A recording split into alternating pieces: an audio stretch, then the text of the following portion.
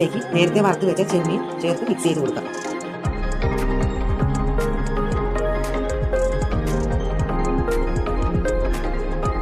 ആദ്യം വറുത്ത് വെച്ചിരുന്ന സവാള കുറച്ച് ഇതിലേക്ക് ഇട്ട് കൊടുക്കാം.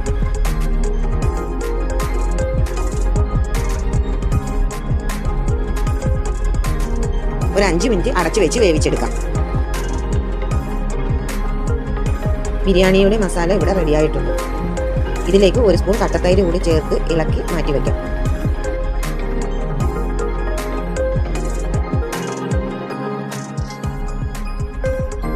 ബിരിയാണിക്കായി നമ്മളിവിടെ എടുത്തിരിക്കുന്നത് 1 കിലോ ജീരക അരിയാണ്. ഇതുപോലൊരു കുക്കറിലാണ് ചോറ് വേവിച്ചെടുക്കുന്നത്. കുറച്ച് നെയ്യ് ഒഴിച്ചു കൊടുക്കാം. ഇനി ഇതിലേക്ക് കുരുമുളക്, പട്ട, ഏലക്ക, ഗ്രാമ്പു ഇട്ട് കൊടുക്കാം. ഒരു ചെറിയ സവാള നീളത്തിൽ അരിഞ്ഞത് കൂടി ഇട്ട് കൊടുക്കാം.